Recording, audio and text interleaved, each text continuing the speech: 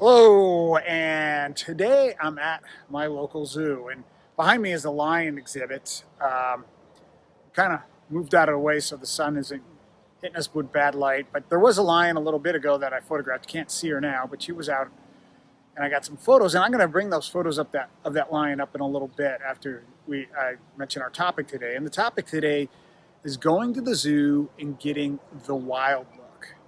How do we photograph the animals in a zoo to get them to look like they're in the wild? And the point of doing that is just looks cool, right? And I actually, stock photography, I actually have sold photos of animals in zoos that have the wild look to them. And when I did, I told the magazine, these were taken in a zoo, but they didn't disapprove. They wanted those photos. But so there's some advantages to, doing that wild look. And if you want to put it on your own wall, it looks like it's in the wild. But there's some keys to doing that. And most of the photos I'm going to show up here I'm just going to put them up there as I go along, and I'll probably put some text with them just to show what might be wrong with them and why they don't look wild, because sometimes it's kind of subtle. And other ones will just have that direct wild look to them. But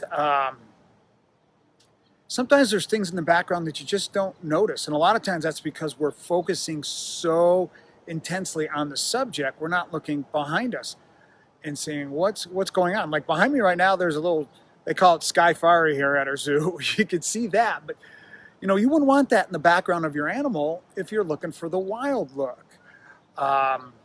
You want trees or rocks or dirts, things like that to have your animal look like it's in the wild. And a great way also to make it look like a wild is to really zoom in tight. Now there's a couple advantages to zooming in tight on an animal.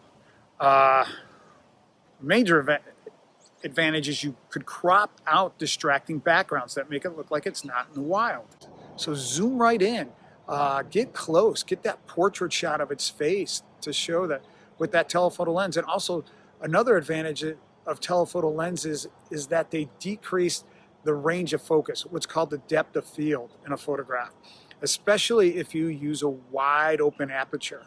Now, if you don't understand that terminology, you could put your camera on what's called aperture priority,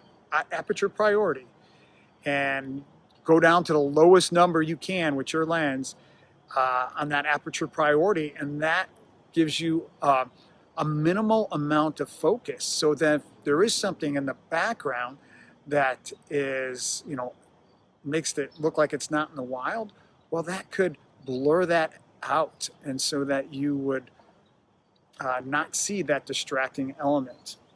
Another thing to be leery about a lot of times when taking pictures is like toys, animal toys in the photo. And those, the zoos put them in there for enrichment, as I call it, just to have the animal have something to play with. And sometimes those toys are like barrels and buckets and things like that, odd things. And I mentioned the lion, that photo that I took before doing this video. And I'm going to throw that picture up on the screen of the lion. You can see this with the telephoto lens right in it. It looks like the wild look to the lion. You can't see anything. And I also got one of her walking. Both of them, they're done in such a way that there's no non-wild looking elements in the photo or non-natural looking elements in the photo. But as I zoom out a little bit on both of those, you can see this big old green barrel that they use to have enrichment for the lions. So you don't want that stuff in your photo when you're looking for that wild look. And today's zoos are great at helping you do the wild look, because a lot of them have the animals in what looks like a natural environment. Gone are the cages and the bars and the concrete cells that animals used to be in. But some animals are still inside, and you can even get those great shots inside, because a lot of times they'll even have vegetation growing in the inside, on the inside of an exhibit that's indoors, right? I hear some photographs that were taken indoors, and you can't tell that these animals are not in the wild, even though these photographs were taken indoors in an indoor exhibit. So even if you're inside, you can still make the animal look like it's in the wild. Just remember to watch that background, to zoom in, get those telephoto shots. Pay attention to the background because, you know, there's subtle things back there that'll just, when you look at the picture later, you know, sometimes you could have a tree in your photograph and that tree's got like a chain link fence around it, just wrapped tightly around the tree or some sort of wire just to protect the tree from the animals. And you don't want that in the background because that would never happen in the wild. So just keep your eyes open. Pay attention to what's going on in the background. Don't be so hyper-focused on the subject. And you can get some great photographs of animals in the zoo that look like they're in the wild. All right? Take care. Remember, if you want more photography tips, just stick here. I also want to remind you to visit my website, thecreationspeaks.com. On the website, I have a free download, 10 quick tips to improve your photography. You can check that out. And so that is it with this video. Take care, God bless, and see you later.